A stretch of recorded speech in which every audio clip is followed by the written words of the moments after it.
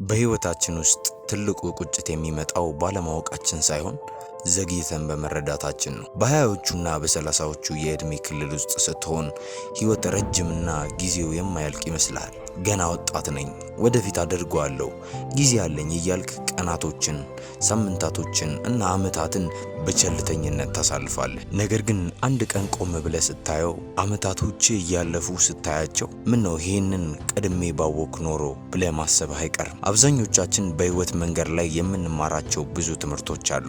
ነገር ግን አብዛኛውን ጊዜ ትምህርቱን የምናገኘው ዋጋ ከከፈልንበትና እድሉን ካጣንበት በኋላ ነው። ዛሬ በሃያዎቹ ወይም በሰላሳዎቹ እድሜ ላይ ሆነ ካወቃቸው ህይወትን በሙሉ የሚቀይሩ አላስፈላጊ ስቃይን፣ ቁጭትን የሚያስቀሩልህ 5 ከባድ የህይወት እውነታዎችን በጥልቀት እናያለን። ይህ ቪዲዮ ጊዜህን የሚያድን፣ አስተሳሰብህን የሚቀይርና ለወደፊት ህይወትህ ትልቅ መመሪያ የሚሆን ነው። እስከ መጨረሻው ተከታተለው። ይህ ንቃት ሚዲያ ነው። እስከዛሬ የሚያንጹ፣ አስተሳሰብን የሚቀይሩ እናም ህይወትን በተለያየ አቅጣጫ እንድናያቸው የሚያደርጉ ሐሳቦችን ይዘን ስንመጣ ቆይተናል። ዛሬም ደግሞ አዲስና ወሳኝ የሆነ ሐሳብን በተለይም ደግሞ በሃያዎቹና በሰላሳዎቹ እድሜ ላይ ላላችሁ በጣም ወሳኝ የሚባለውን ትምህርት ይዘን መጥተናል። እስከ መጨረሻው ድረስ ተከታተሉ። እውነታ 1፣ ማንም ሰው ሊታደግህ አይመጣም። ይህ የመጀመሪያው እውነታ ምናልባትም ለመቀበል በጣም ከባድ እውነታ ሊሆን ይችላል።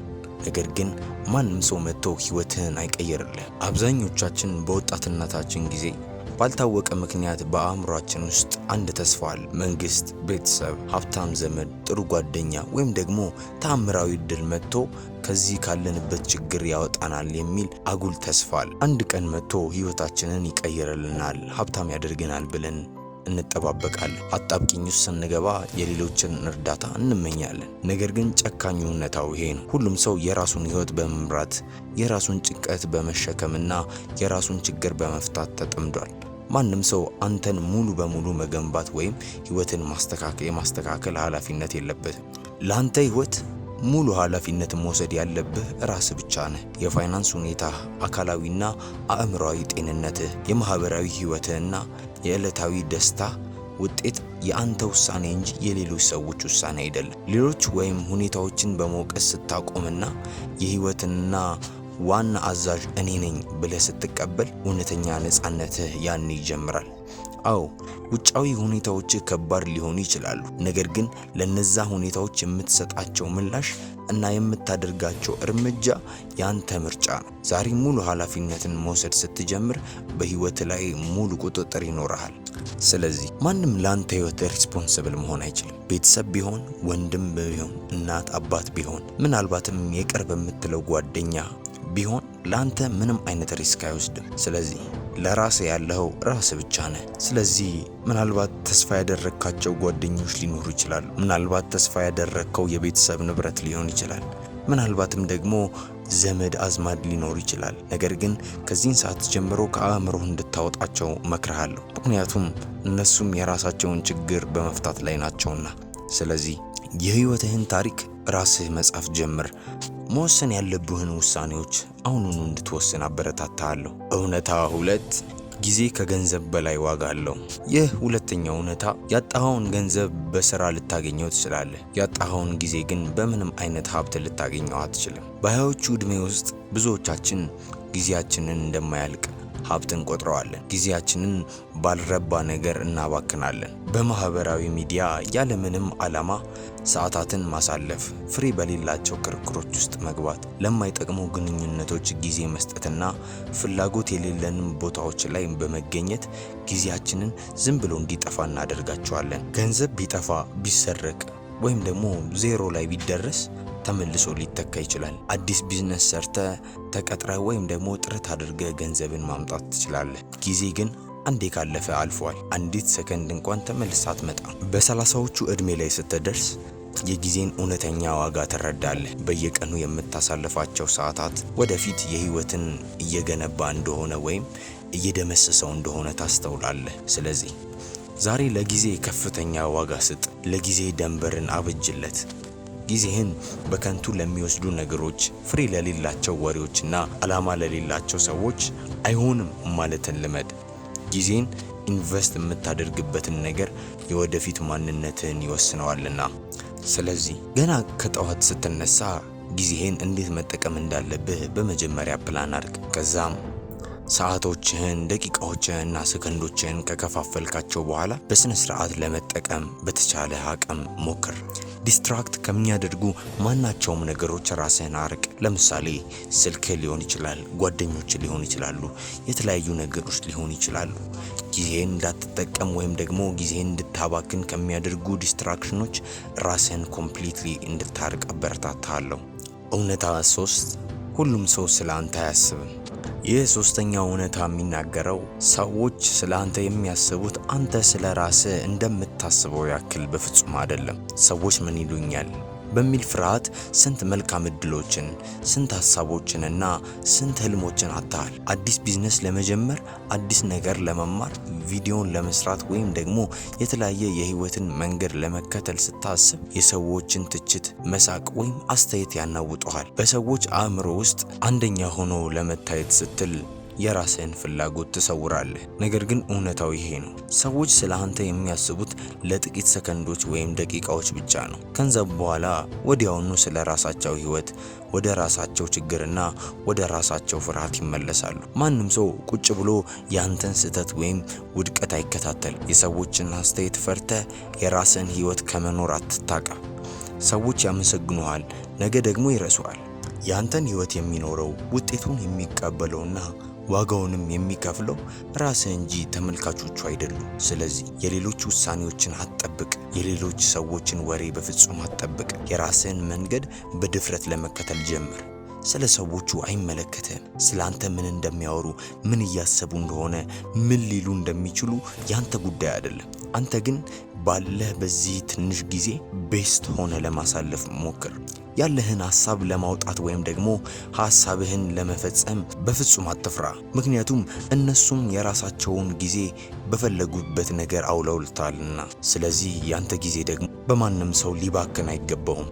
ማድረግ ያለብህን ነገር ማድረግ ባለብህ ሰዓት አድርገው። ማድረግ የሌለብህን ነገር ደግሞ ማድረግ በሌለብህ ሰዓት አታድርገው። ሰዎች ምን ይሉኛል የሚለውን አስተሳሰብ እስካላስወገድክ ድረስ በፍጹም አታድግም። ምክንያቱም ሁሉም ሐሳቦች ትክክል አይሆኑም ብለህ ስለምታስብ። ስለዚህ አእምሮህን የተቆጣጠሩን ሰዎችን ቀጥ ብለህ አስወጣቸው። በአእምሮ ልታስበው የሚገባው ነገር ቢኖር ቀጣይ ምን ማድረግ አለብኝ፣ ቀጣይ ስቴፕ ምን ማድረግ እንደሆነ፣ ምን መስራት እንዳለብህ፣ ምን ማቆም እንዳለብህ፣ ህይወትህን ሊገነቡ የሚችሉ ሐሳቦችን ማሰብ አለብህ እንጂ ከዚህም በኋላ ማንም ሰው ስላንተ ስለሚያወራው ነገር፣ ስላንተ ስለሚናገረው ነገር ማሰብ የለብህም። እውነታ 4 ኮንሲስተንሲ ከሁሉም ችሎታዎች ይበልጣል። ይህ አራተኛው እውነታ ወይም ደግሞ ፕሪንሲፕል የሚናገረው የፈለገ ብዙ አይነት ችሎታ ወይም ታለንት ቢኖርህ ኮንሲስተንሲ ከሌለህ ግን ዋጋ የለውም። በወጣትነት ጊዜያችን ብዙ የተፈጥሮ ስጦታዎች፣ ብልህነት እና ከፍተኛ አቅም ያላቸው ነገር ግን በህይወታችን ምንም ውጤት ያላመጡ ሰዎችን እንመለከታለን። በሌላ በኩል ደግሞ ተራ ችሎታ ኖሯቸው ነገር ግን በየቀኑ ባለማቋረጥ በዲሲፕሊን የሚመሩ ሰዎች ትልቅ ስኬት ላይ ሲደርሱ እንመለከታለን። አብዛኛው ሰው ስኬት የትልልቅና የድንገተኛ ድርጊቶች ውጤት ይመስለዋል። ነገር ግን ስኬት ማለት በየቀኑ የምታደርጋቸው ትናንሽ አሰልቺና ኮንሲስተንሲ ያላቸው ዕለታዊ ልምምዶች ድምር ነው። በአንድ ቀን ውስጥ ለ24 ሰዓት ሰርተህ ነገ ብታቆመው ለውጥ አታመጣም። ነገር ግን በየቀኑ ለ1 ሰዓት ብቻ ባለማቋረጥ ለዓመታት ብትሰራ ማንም ሊደርስብህ የማይችል ደረጃ ላይ ትደርሳለህ። በየቀኑ የምታደርጋት 1% ማሻሻያ በአመት ውስጥ 37 እጥፍ የተሻለ ሰው ያደርጋል። ችሎታ መንገድን ይከፍትልሃል። ዲሲፕሊንና ኮንሲስተንሲነትህ ግን ግብህ ጋር ያደርሱሃል። ስለዚህ የፈለገ ታለንት ቢኖርህ፣ የፈለገ ችሎታ ቢኖርህ ወይም ደግሞ የፈለገ ብዙ እውቀት ቢኖርህ ዲሲፕሊንና ኮንሲስተንሲ ከሌለህ ግን ባዶ ነህ። ስለዚህ ጊዜ ሳያልፍብህ ይህ የ20ና የ30 እድሜ ሳያልቅብህ ኮንሲስተንሲና ዲሲፕሊንን ራስህን አስተምረው። ዛሬ ኮንሲስተንት ከሆንክ፣ ዛሬ ዲሲፕሊንድ ከሆንክ ነገህን በብሩህ ሁኔታ ታሳምረዋለህ። ስለዚህ ኮንሲስተንሲ በምንም የማይተካ ልምምድህ ነው። ነገር ግን አንድ ነገር ማስተዋል ያለብህ ነገር ቢኖር ኮንሲስተንሲና ዲሲፕሊን በአንድ ሌሊት የሚመጣ ነገር አይደለም። ምናልባት ኮንሲስተንት ለመሆን አስበህ ጉዞውን በጀመርክ ሰዓት ባንዴ ልትወርቅ ትችላል፣ ወይም ደግሞ ባንድ ጊዜ ላይ ይሳካልህ ይችላል። ነገር ግን ኮንሲስተንሲና ዲሲፕሊን በመውደቅና በመነሳት ባለመቻል ውስጥ የሚገነባ ነገር እንደሆነ ማወቅ አለብህ። ምናልባት ኮንሲስተንት እንድትሆን ወይም ደግሞ ዲሲፕሊንድ እንድትሆን የሚያደርጉ ሀሳቦች መካከል ለምሳሌ በየቀኑ መጽሐፍ ለማንበብ ወሰንክ። ስለዚህ ይህን የመጽሐፍን ማንበብ ልምምድ ኮንሲስተንትሊ ለማድረግ ከፈለግ በየቀኑ በምታደርግበት ጊዜ በተመሳሳይ ሰዓትና በተመሳሳይ ጊዜ መሆን አለበት። ይህንን ስታደርግ ያ ሰዓት በደረሰ ቁጥር መጽሐፍ ማንበብ ትዝ ይላል። ያንን ሰዓት በደረሰ ቁጥር በየቀኑ ያንን መጽሐፍ ማንበብ እንዳለብህ ማስተዋል ትጀምራለህ። ስለዚህ ኮንሲስተንት ለመሆን አንድ ነገርን ስታደርግ በየቀኑ በተመሳሳይ ሰዓትና በተመሳሳይ ጊዜ ቢሆን ኮንሲስተንት እንድትሆን ያለምንም ጥርጥር ይረዳል። እውነታ 5 ጤናህ አሁን የሚገነባ እንጂ የሚጠበቅ አይደለም። አምስተኛውና በጣም ወሳኙ እውነታ ጤናህ በ40ዎቹና በ50ዎቹ እድሜ ላይ የሚከፍልህ በ20ዎቹና በ30ዎቹ ያቀረብክለትን ነው። በወጣትነት ጊዜያችን አካላችንን እንደማያልቅ ሀብት እንቆጥረዋለን። ያልተስተካከለ እንቅልፍ፣ ጎጂ ምግቦች፣ እንቅስቃሴን አለማድረግ፣ አላስፈላጊ ሱሶችና ከፍተኛ ጭንቀት በወጣትነት አቅም ውስጥ አይታወቁም። በጣም ማስተዋል ያለብህ ነገር ቢኖር ጤናህ የሚገነባው 40ና 50 ዓመት ከሞላ በኋላ አይደለም። ጤናህን የምትገነባው ገና ከዚህ ዕድሜ ላይ ሆነ ነው። ረጅም ዓመት መኖር የምትፈልግ ከሆነ ገና ከአሁኑ ጤናህን ልትጠብቀው ይገባል። ካላስፈላጊ ሱሶች፣ እንቅልፍ ካለመተኛት፣ የተለያዩ ጎጂ ምግቦችን ካለመብላት የተነሳ ነው። ስለዚህ ሜንታሊ ወይም ደግሞ ስፒሪቹዋሊ ብቻ ሳይሆን ፊዚካሊ ማደግ እንዳለብህ ማስተዋል አለብህ።